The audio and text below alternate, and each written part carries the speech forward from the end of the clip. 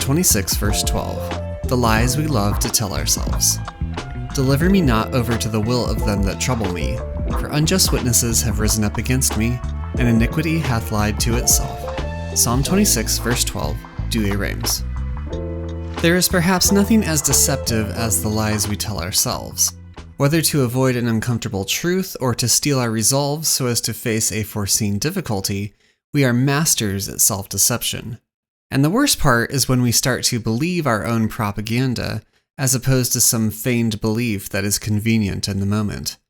We can begin to love the lie, to make the lie the point, to fold our intellect and will into an untruth that then becomes too seemingly self-evident to deny. The temptation to self-deception can come from within, but also from without, either through the deceit of the devil or of his willing ministers through the machinations of men.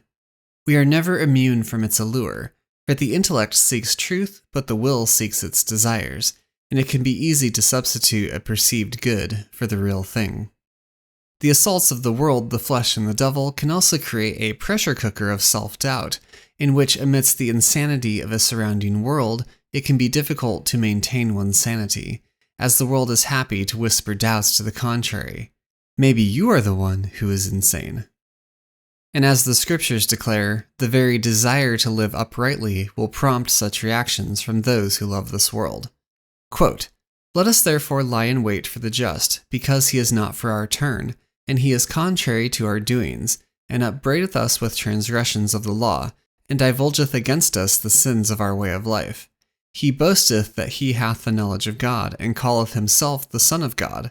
He is become a censurer of our thoughts. He is grievous unto us, even to behold. For his life is not like other men's, and his ways are very different. We are esteemed by him as triflers, and he abstaineth from our ways as from filthiness. And he preferreth the latter end of the just, and glorieth that he hath God for his Father. Let us see then if his words be true, and let us prove what shall happen to him, and we shall know what his end shall be." Wisdom chapter 2, verses 13 through 17, Douay Rheims. The psalmist, having had himself set in the way of the Lord so as to walk in his commandments and justice, now feels the sting of the arrows from the lovers of this world and its pleasures. They do not suddenly applaud him for his righteousness, nor pat him on the back for pursuing holiness. On the contrary, his desire for God's law is offensive to them, for it holds up to scorn their law, in that they have become a law unto themselves, that they may pursue their evil desires. His very existence and desire for the law of the Lord is thus intolerable, and they must defeat him, either through persecution or, even better, by convincing him to abandon the precepts of the Lord. Quote, "Deliver me not unto the souls of them that trouble me. Suffer not them that trouble me to be satiated with my evils.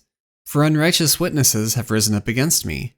For there have risen up against me they that speak falsely of me, to remove and call me back from you, as if I seek glory of men." St. Augustine, Expositions on the Psalms, 26, Exposition 1, 12. The psalmist's enemies wish to call him back from this newfound desire for uprightness, to come back and join them in their iniquities and the seeking after of their pleasures. The unjust witnesses seek to use whatever means necessary, even outright lies and calumny, to secure his defeat and destruction. Such temptations are ever present and press upon the soul that either through allure or through threat they might find some hook in his soul to drag him back into their ways. For while the injustice of their witness need not, on the moral level, trouble the upright man, it is nevertheless a testing of his patience as he awaits his vindication from the Lord. Quote, "Deliver me not up unto the souls of them that trouble me, that is, let me not consent to them that trouble me. For if thou shalt consent to him that troubleth thee, unto his soul, he will not, so to say, devour thy flesh, but by a perverted will he will eat up thy soul. Deliver me not up unto the souls of them that trouble me. Deliver me, if it please thee, into the hands of them that trouble me. For this martyrs have said to him, and he hath delivered his own into the hands of them that trouble them. But what hath he delivered? The flesh. Which is meant in the book of Job, the earth hath been delivered into the hands of the wicked. The flesh hath been delivered into the hands of the persecutor. Deliver me not up, not my flesh, but me. I speak unto thee as a soul, as a mind I speak unto thee. I do not say, deliver not up my flesh into the hands of them that trouble me, but deliver me not up into the souls of them that trouble me. St. Augustine, Expositions on the Psalms, 26, Exposition 2, 21. The Latin here of animas tribulantium me delves into the motivation of the psalmist's enemies. The Douay Rheims renders animas as will, which is looking at the property of the soul, that is, the will, rather than the soul as a whole. The Septuagint has psukas from psuke, soul, and St. Augustine takes this as an opportunity to explore the distinction of the flesh being handed over to the wicked, as in the case of the martyrs, as opposed to their souls being subjected to the desire or will or souls of the wicked.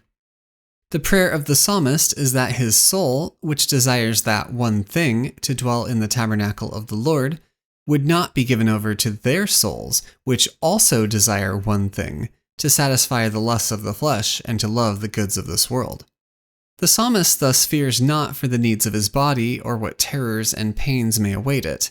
He fears far more that he would fall away from the right path, that he would join them again in their wickedness. His prayer focuses on this specifically because the unjust witnesses have told their lies, and iniquity hath lied to itself. There is certainly a prophetic aspect of this passage in reference to our Lord, who was accused by unjust witnesses to secure his condemnation. They rose up against him, but even then their lies were contradictory and the witnesses could not agree. Aquila's redaction of the Septuagint says, false witnesses objected and injustice was unmasked. Lies have a tendency of refuting and unmasking themselves, for they cannot bear their own weight and eventually are caught in the inconsistencies that they require to be believable. Yet even though this was evidence of the untruth of the accusations, Jesus' enemies still sought his destruction and thus lied to themselves, believing the lies that were told about him. Even if it was only a convenient belief to secure his condemnation, it hardened their hearts against the truth, and the lie became the point. For the psalmist, the lies that iniquity tells itself may be obvious at the moment, but the danger is that his soul will be lured into giving itself over to their souls, to their wills, which is based in a lie rather than in the truth in which he now walks. The temptation to believe the lie, especially the lies we tell ourselves, is an ever-present temptation, for it plays to our comforts and desires, our want to be honored in this world or before men, our desire for the goods and pleasures of this world that occlude the vision of God. But in cooperation with God's grace, such lies can be defeated, and the liar will end up being unmasked and will have only lied to himself. For even the devil, whose intellect far surpasses our own, is himself deceived by the lie he will tell himself forever, refusing to see the truth which now, instead of enlightening the eyes of those who see it, burns with scorching pain those who love their own lies and in their iniquity lie to themselves. Quote, Now, for that there are unrighteous witnesses, and they speak much evil against me, and in many things defame me, if I shall have been delivered up unto their souls, I also shall lie, and shall be their companion, not a partaker of thy truth, but a partaker with them in a lie against thee. Unrighteous witnesses have risen up against me, and iniquity hath lied unto itself. Unto itself, and not unto me. Unto itself let it ever lie, but let it not lie unto me. If thou shalt have delivered me up unto the souls of them that trouble me, that is, if I shall have consented to their wishes, now will not iniquity already have lied unto itself, but unto me also. Whereas, if they exercise against me all the violence they wish, and endeavor to hinder my free course, and notwithstanding thou give me not over unto their souls, by not consenting to their wishes I shall abide and continue in thy truth, and iniquity will lie not unto me, but unto itself. St. Augustine, Expositions on the Psalms, 26, Exposition 2, 21. Deliver me not over to the will of them that trouble me, for unjust witnesses have risen up against me, and iniquity hath lied to itself. Psalm 26, verse 12, Douay Rheims.